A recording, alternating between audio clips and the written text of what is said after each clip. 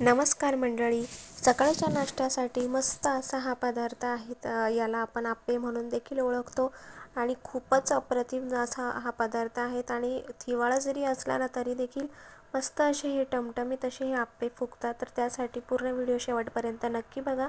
तर या ठिकाणी रेशनचा तांदूळ वापरलेला आहे. ही जी वाटी आहे त्याच वाटीने 3 वाटी तांदूळ, 1 वाटी सफेद उडदाची डाळ घेतली, तर अर्धी वाटी या ठिकाणी हरभरा डाळ घेतलेली आहे. स्वच्छ अशी धुवून घेणार आहे 3 ते 4 पाण्याने आणि त्यानंतर 3 ते 4 ग्लास पाणी टाकून आपण 4 तासासाठी भिजवून ठेवणार आहोत. 4 तासच भिजवायचं आहेत आणि त्यानंतर आपण मिक्सरला बारीक वाटून घेणार आहोत. या ठिकाणी चांगलंच पाणी घातलेलं आहे आणि याच पाण्याचा वापर आपण या ठिकाणी करणार आहोत वाटण्यासाठी. मस्त असं मऊसूत असं आपण पेस्ट बनवून घेणार आहोत. तर या ठिकाणी बरेच जण मुगाची, मसुराची अशा बऱ्याच डाळी वापरतात.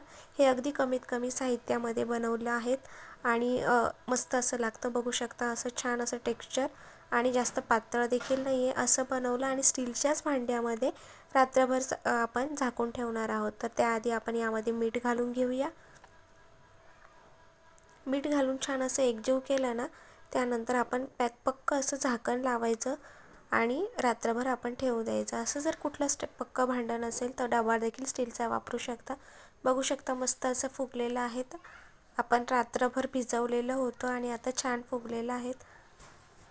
तर कमीत कमी साहित्यामध्ये मी हे बनवत आहे, त्यामुळे छान असं झालं आहे. तर आता आपण हे बाजूला ठेवूया. आप्पे तर बनवणार आहोत, पण त्यासोबत आपण साऊथ इंडियन स्टाईल नारळाची चटणी कशी बनवायची ते आधी आपण बघूया. तर त्यासाठी बघू शकतात नारळ वगैरे घेतलेलं आहेत. सगळं सामान हे तुम्हाला डिस्क्रिप्शनमध्ये दिसेलच. मी सगळं सामान आणि प्रमाण देखील त्याचं त्यामध्ये दिलेलं आहे. तर ते सगळ्यात पहिले कढईमध्ये थोडंसं तेल घालून आहे ना, आपण शेंगदाणे आणि डाळ्या आहेत ज्या हरभऱ्याच्या भाजलेल्या डाळ्या मिळतात, ह्या आपण चिवड्यामध्ये वगैरे वापरतो त्याच डाळ्या यामध्ये मी घेतल्या आहेत. त्याचबरोबर या ठिकाणी तुम्ही बघू शकतात आल्याचा तुकडा घेतला आहे, 3-4 हिरव्या मिरच्या घेतलेल्या आहेत, चिंच घेतलेली आहेत आणि त्यानंतर गॅस बंद करायचा. व्यवस्थित सगळं भाजल्यानंतर मी यामध्ये खोबरं घालत आहे आणि फक्त ते एकसारखं हलवून त्यानंतर आपण थंड होण्यासाठी एका प्लेटमध्ये काढून घेऊया. थंड झाल्यानंतर मिक्सरच्या भांड्यात घेतलं, त्यामध्ये मी कोथिंबीर, चवीनुसार मीठ आणि एक गोष्ट राहिलेली होती माझ्याकडनं फ्राय करायची, ती म्हणजे कढीपत्ता. तो देखील आपण यामध्ये घालणार आहोत आणि थोडंसं पाणी देखील यामध्ये घालून बारीक वाटण करून घ्यायचं आहे. चला तर मग आपण तोपर्यंत आपण आप्पे बनवायला ठेवूया. तर आप्प्याचं हे जे भांडं आहे ते सगळीकडेच मिळतं.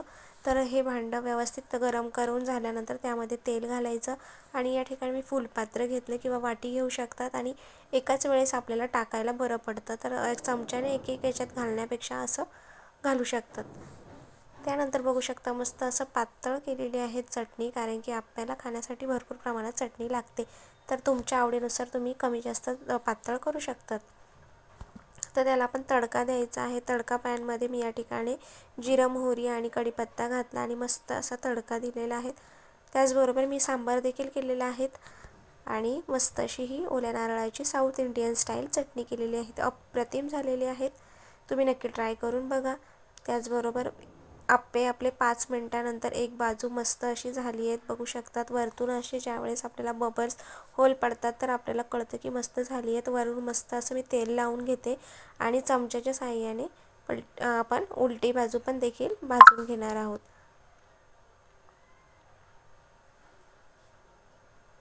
तर सगळ्या बाजूने व्यवस्थित केल्यानंतर पुन्हा 5 मिनिटं ठेवायचं, म्हणजे दोन्ही बाजूनी एकसारखं छान असं भाजलं जाईल.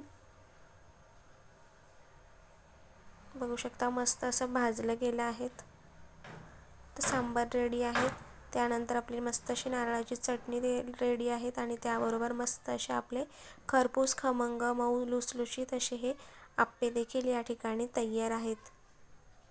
आणि सगळ्यात मेन म्हणजे आतून छान असे पोकळ होतात, मऊसूत होतात आणि लहान मुलांसाठी टिफिनला किंवा आपल्याला नाश्ता बनवण्यासाठी आपण बनवू शकतो सकाळच्या वेळेमध्ये.